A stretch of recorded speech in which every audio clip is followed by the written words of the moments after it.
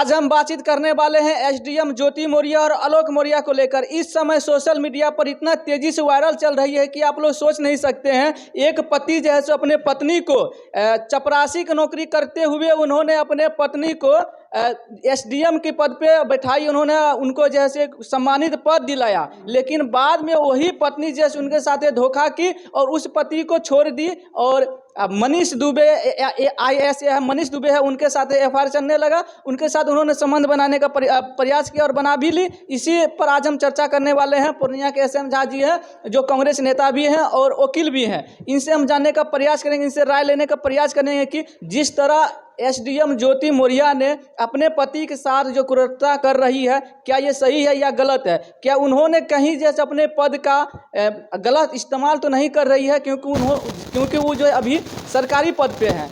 तो सर, आपको सबसे पहले हमारे चैनल में स्वागत है जी। बहुत बहुत धन्यवाद। आपके तमाम दर्शकों को मेरा नमस्कार। सर, आप क्या कहना चाहिएगा, जो ज्योति मौर्य है वो इस तरह आप भी देखे होंगे सोशल मीडिया पे किस तरह से वायरल चल रही है और हर जगह तहलका मचा रही है। केवल सोशल मीडिया पर उन्हीं का चर्चा हो रहा है। बेवफा एसडीएम ज्योति मौर्य का गाना भी कितना रिलीज हो गया है। तो इस विषय पर आप क्या कहना चाहिएगा ज्योति मौर्य के बारे में? देखिए, यहाँ दो बातें हैं जिसको आप गंभीरता से ध्यान दें तो आपका स्थिति स्पष्ट हो जाएगा।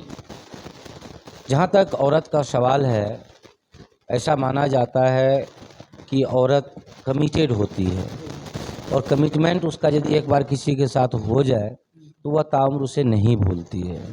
अपने समाज में चाहे हिंदू रिलीजन हो कि मुसलमान रिलीजन हो, हिंदुओं में भी है कि ऐसा शादी होना चाहिए जिसमें पति पत्नी जो होने वाले हैं एक दूसरे के प्रति जानकार हों और एक दूसरे के प्रति आकर्षण फील करते हों। मुसलमान की शादियों में आप देखें कि तलाक निकाह के एन पहले पूछा जाता है कि आपका निकाह मुकर्रर हुआ है, क्या आपको पसंद है या नहीं है। यदि वो उस वक्त 11th आवर में भी वो कह देती हैं महिला कि नहीं पसंद है तो नहीं होगी शादी, लेकिन ऐसा होता नहीं है। समाज में क्या होता है, माँ कहती है कि हम हाथ में पॉइजन रखे हुए हैं, तुम बोलो कबूल है तो हम जहर खा लेंगे, बाप बोलता है हम गोली मार लेंगे। यानी शादियां जो अपने समाज में होती है उसमें 98% शादी जबरदस्ती होती है। आप कहना कर मैं उसी पा रहा हूँ, माँ बाप की पसंद से होती है, समाज का हेकड़ी दिखाने के लिए होती है। न लड़कियों को उसकी पसंद पूछा जाता है, न लड़कों को पसंद पूछा जाता है, दोनों को थोप दिया जाता है। ऐसे थोपे हुए शादी से जैसे ही लोग को मौका मिलता है वहाँ से फारिग हो जाता है वो। तो यदि ज्योति मौर्य ने इस तरह का कोई घटना को अंजाम दिया है तो इस दर्द को भी देखने की ज़रूरत है कि उसकी शादी ज्योति मौर्य की खुशी से हुई थी या उसके ऊपर एक पति थोप दिया गया था। अब रही बात धोखा देने की, तो कौन ज़्यादा बड़ा धोखेबाज है ये भी देखने की बात है। आप लोगों ने सिर्फ सोशल मीडिया पर ये देखा कि बेवफा IAS ASM SDM बेवफा ज्योति मौर्य। आपने ये तो नहीं देखा कि जिस चपरासी पति ने उसे पढ़ाया, उस चपरासी पति ने शादी के वक्त कार्ड में छपवाया था कि मैं ऑफिसर हूँ। तो धोखा तो पहला पति ने ही दिया था कि था वह चपरासी और खुद को बताया ऑफिसर, और एक लड़की से, होनहार लड़की से शादी किया। होनहार मैं इसलिए कह रहा हूँ, आप जनरल आदमी की पत्नी को SDM बना के दिखा दीजिए तो। सर, वो एसडीएम अगर उनका पति नहीं पढ़ाते, नहीं पैसा खर्च करते उनके पीछे, तो वो एसडीएम अभी नहीं रहती। मैं आपसे ये जानना चाहता हूँ कि दुनिया में जितनी भी शादियाँ होती है सबकी पत्नी शादी के बाद SDM बन जाती है क्या? बिल्कुल नहीं बनती है। तो SDM बनने का जिसके अंदर में जुनून होगा वही लड़की न बनेगी। अब जुनून यदि उसके अंदर था और उनके ये पति देव यदि उनकी मदद नहीं करते तो कोई और मदद करता, क्योंकि उसके अंदर जुनून था, जुनून बनने का था, तो उसको कोई रोक नहीं सकता है। अब यदि इसने किया होता जितना ये अपने आपको दावा कर रहे हैं कि मैंने चपरासी के रूप में खट कर उसको पढ़ाया, तो यदि आपको कोई सपोर्ट करेगा, पत्रकारिता में है आप, और आपको सपोर्ट करके कोई आपको आज तक न्यूज़ चैनल ज्वाइन करवा देगा, तो क्या आप उस व्यक्ति को छोड़ देंगे? बिल्कुल नहीं छोड़ सकते हैं। ये ह्यूमन नेचर है। आखिर यदि इसने जो जितनी चीज़ें ये कह रहा है इसका पति आज कि हमने ये किया, हमने वो किया, फलाना ठमकाना किया, सच होती वो बातें, उनके कारण ये SDM बनी होती, तो आपको लगता है कि इसकी साहस होती कभी उसके आंख में आंख डाल के बात करने की? छोड़ना तो दूर था। सर जैसे कि हमारे संस्कृति में देखा जाता है कि एक महिला के जब एक किसी मर्द के साथ शादी हो जाए तो महिला जैसे घर की स्थिति में बंध जाती है, तो वो जो है सो एक मान सम्मान जो होता है पति पत्नी का जो रिश्ता होता है वो बहुत बड़ा पवित्र होता है। हमारे जैसे हिंदू धर्म में ये माना जाता है और हम लोग भी हिंदू से हैं, आप भी हैं हिंदू धर्म से हैं, तो क्या उन्होंने ये गलत नहीं किया कि मान ली एक पति होते हुए भी उन्होंने बड़े पद पे होते हुए उन्होंने गलत काम किया? उनके प्रभाव से इस समय बिहार से लेकर यूपी झारखंड में कितने ऐसे व्यक्ति हैं जिन्होंने अपने पत्नी को घर बुला लिए हैं यही मामले को लेकर, इस पर क्या कहना चाहिए? देखिए, यही चीज़ बहुत गंभीर है और इस गंभीर सवाल को समाज को जानना चाहिए। बहुत गंभीर सवाल है कि आज यदि पति अपने पत्नी के सक्सेस से परेशान होकर उसे अपना गुलाम बनाना चाहता है तो उसको वापस बुला लिया, आप कहना चाहते हैं। मैं कहना चाहता हूं कि दबाव में शादी नहीं टिकता है, चाहे हिंदू मैरिज एक्ट हो या मुसलमान मैरिज एक्ट हो। यदि आप किसी के साथ हैं और आप नहीं रहना चाहते हैं तो आपको कोई ज़बरदस्ती नहीं कर सकता रहने के लिए। अब बात उठती है कि हिंदू रीति रिवाज से शादी करने के बाद एक महिला को अपने पति को नहीं छोड़ना चाहिए, यदि छोड़ दी तो जघन्य अपराध कर दी, आप कहना चाहते हैं। तो मैं आपसे ये कहना चाहता हूँ कि व्यक्ति दो तरह के होते हैं। एक होते हैं कि जैसे स्थिति में वो है वह जी लेता है, और एक ऐसे व्यक्ति होते हैं जो अपनी परिस्थितियों को बदल देते हैं। यदि ज्योति मौर्य को प्यार, स्नेह, सम्मान उस पति के घर में मिल रहा होता तो वो अपने आप को झोंक करके रात दिन एक करके पद हासिल करने के लिए बेचैन नहीं होती।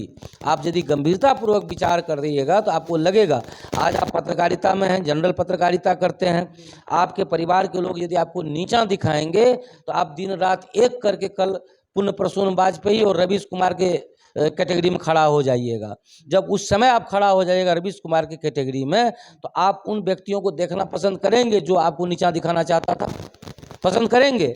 नहीं करेंगे। कहीं नहीं करेंगे, लेकिन कहीं ना कहीं उन्हीं जो आक्रोश के कारण जैसे मेरा मन में कहीं कहीं वो चीज बनने का जैसे तमन्ना जाएगा, तो इस मामले को लेकर उसको हम नीचा भी हम ऊपर जाने के बाद उसको नीचा नहीं दिखा सकते। अरे वो नीचा कहाँ दिखा रहा है आपको? आप ये चीज़ समझिए कि ज्योति मौर्य, चूँकि मैं 9 नंबर के लिए कलेक्टर नहीं बन पाया था, मुझे पता है कि IAS कितनी बड़ी तपस्या है। और जब वो उस तपस्या में कोई आदमी अपने आप को आहूत करता है ना, अपने आप को जलाता है ना, तो उसे पता होता है कि उसके लिए ना दुनिया में कोई होता है ना दुनिया से बाहर कोई होता है। उसका एक ही टारगेट होता है कि हमको उस जगह को छूना है, अचीव करना है। और जब वो अपने आप को समर्पित हुए में काम करता, IAS कोई हंसी खेल है क्या? कोई कर लेगा IAS? तो आप ये समझिए ना कि यदि उसको उतना ही शिद्दत से ये लोग प्यार, स्नेह, सम्मान दिए होते तो अपना टारगेट अचीव करके वो इन लोगों के कदमों में बैठी रहती, न कि इन लोगों से दूर हो जाती। सर संविधान में ऐसा कुछ नियम है, क्योंकि आप वकील हैं तो आपसे हम जानना चाहेंगे, जिस प्रकार आलोक मौर्य का कहना है कि उनके पीछे हमने वो कई लाख रुपए खर्चा किए हैं कर्जा लेके, लोन लेके, अगर मान लीजिए वो SDM ज्योति मौर्य अगर उनके साथ रहना पसंद नहीं करती है, चाहे तलाक करवा लेती है, तो क्या उनको पैसा मिलने का संभावना है आलोक मौर्य को जितने रुपये उन्होंने खर्चा किया है? देखिए, जहाँ तक हिंदू मैरिज एक्ट की बात है, ये कॉम्प्लिकेटेड है। पुरुष के आय में महिला का हक है, लेकिन महिला के आय में पुरुष का हक कहीं निर्धारित नहीं किया गया है। एक बात। दूसरी बात कि आपने खर्च किया तो आपके ऊपर वो डिपेंडेंट थी, आपकी पत्नी थी। बच्चे पर खर्च किया तो आपका बच्चा था। लेकिन जैसे ही मान लीजिए कोई व्यक्ति आपको छोड़ देता है, आपसे तलाक ले लेता है, तो आपकी डिपेंडेंसी ख़त्म हो गई। अब आप उसके ऊपर डिपेंडेंट ज़बरदस्ती बन नहीं सकते हैं, और तलाक लेने के लिए आप किसी को रोक भी नहीं सकते हैं। यदि बाकायदा वो रिटर्न फॉर्म में आपसे तलाक लेना चाहती है तो वो ले सकती है तलाक। सर तलाक में जैसे कि एक ही आदमी का हस्ताक्षर काफ़ी है या फिर दोनों पक्ष का? देखिए, तलाक की प्रक्रिया जो अपने देश में है उसमें 6 महीने के पीरियड कम से कम लगते हैं। जैसे पुरुष अप्लाई करे या महिला अप्लाई करे तो सबसे पहले उसका निगोशिएशन होता है, दोनों को बैठाया जाता है और निगोशिएट करवाने का प्रयास होता है कि आप लोग एक दूसरे को ना छोड़ें, एक दूसरे के साथ जीवन यापन कर लें। एक बार समझाया था, 2 बार समझाया था, 3 बार समझाया था, जब भी फिर भी समझने की बात नहीं होती है तब जाके कोर्ट को डिक्री करना पड़ता है इसमें। दोनों का हस्ताक्षर अभी हाँ, दोनों का होगा इसमें, अकेले कोई नहीं कर सकता है। और कोर्ट के थ्रू जब होगा तो वो यदि लड़का कहेगा कि हम साइन नहीं करना चाहते हैं तो इससे उसका तलाक रुकेगा नहीं, तलाक होगा, फिर भी हो जाएगा। होगा, निश्चित होगा। तो सर एक बार लास्ट में हम जाते जाते एक सवाल हम आपसे और पूछना चाहते हैं। जिस प्रकार मान लीजिए हमारे गांव समाज हो या हमारे घर द्वार हो, जैसा बड़े लोग करते हैं वैसे ही बाल बच्चा का भी उसमें संस्कार जाता है। अगर हम गलत नेचर में रहेंगे तो मेरा बच्चा कभी न कभी वो भी गलत नेचर में चला जाएगा। यदि सही मायने में हम वाजिब में चलते हैं, मेरा बच्चा उनका भी सीना चौड़ा रहेगा, वो भी आगे चल के अच्छा ही बनेगा। लेकिन इस समय हम ज्योति मौर्या पर ही बात करेंगे, क्योंकि जिस पद पे ज्योति मौर्या है, ये छोटा पद है नहीं, बड़ा ही पद है। अगर मान लीजिए सर वो ज्योति मौर्या उस पद पे जाने के बाद भी अपने घर स्थिति को नहीं संभाल सकती है, तो क्या पता है कि एसडीएम पद पे रहने के बावजूद भी वो जैसे अपना जो भी उनका है कानूनी प्रक्रिया है वो आम आदमी को सेवा कर पाएंगी। क्या ये संभव है? देखिए, कोई भी चीज़ को 2 एस्पेक्ट से देखा जा सकता है। आप जिस एस्पेक्ट से इस घटना को देख रहे हैं मैं नहीं देख रहा हूँ। मुझे लगता है कि इस घटना से ज्योति मौर्या ने पूरे भारत के लोगों को नहीं, पूरे दुनिया के लोगों को एक संदेश देने का प्रयास किया है कि मान लो कि तुम्हारी शादी हो गई, मान लो कि तुम बच्चे की माँ हो गई, लेकिन तुम्हारे दिल में यदि कोई हसरत है तो उस हसरत को पूरा करने के लिए अपने आप को समर्पित कर दो और अपने आप को इतना जलाओ कि आप एक मुकाम पालो और अपने पैर पर खड़ा होने के लिए अपने आप को एक प्रतिष्ठित स्थान दिलाने के लिए खुद को झोंको। बाद में ऐसे बंधन से जो कि ज़बरदस्ती आपके ऊपर डाला गया, आप मुक्ति पालो। ये एक अच्छी मैसेज के रूप में भी देखी जा सकती है बात कि ज्योति मौर्या आज इसलिए जानी जा रही है पूरे देश में क्योंकि उन्होंने एक पत्नी के रोल को निभाया, माँ के रोल को निभाया, लेकिन सबसे बड़ा रोल उसने ये निभाया कि मैं घुट घुट कर जीना नहीं चाहती हूँ, मैं अपने नसीब को बदलूंगी। चपरासी की पत्नी नहीं, खुद एसडीएम या डीएम बनकर दिखाऊंगी। तो आपको नहीं लगता है कि हमारे बच्चियों के लिए और उन सारी लड़कियों के लिए जिसकी शादी ज़बरदस्ती माँ बाप अपना हेकड़ी दिखाने के लिए कर देते हैं, उसके लिए एक बेहतरीन मैसेज है कि शादी कर लेना तुम्हारी ज़िंदगी का अंत नहीं है। बहुत सारी लड़कियां सुसाइड कर लेती हैं पति सही नहीं मिलने के कारण, हजारों घटना आप देखते हैं। यदि ज्योति मौर्या आज सुसाइड कर ली होती अपने पति के टॉर्चर से तो आज आपके कैमरा में इस पर चर्चा नहीं हो रही होती। हजारों लाखों लड़कियां रोज मरती है पति के प्रताड़ना से, परिवार के प्रताड़ना से, उस पर कभी कोई डिबेट करता है? लेकिन उस प्रताड़ना को काउंटर करके यदि कोई ज्योति मौर्या बन जाती है, खुद को डीएम एसडीएम बना लेती है, तो उसको चरित्रहीन साबित करने के लिए बहुत सारे लोग खड़े हो जाते हैं। मैं इसकी निंदा करता हूँ। चलिए, हम इसी ज्योति मौर्या पे बात और चर्चा कर रहे थे कि उनके जो है सो ये जो अभी कांड हुआ उनके साथ और आलोक मौर्या ज्योति मौर्या के साथ में जो एक पति पत्नी का जो पवित्र रिश्ता था उसमें कहीं ना कहीं फूट आ गया है और इस समय तलाक होने वाला अभी हुआ नहीं है।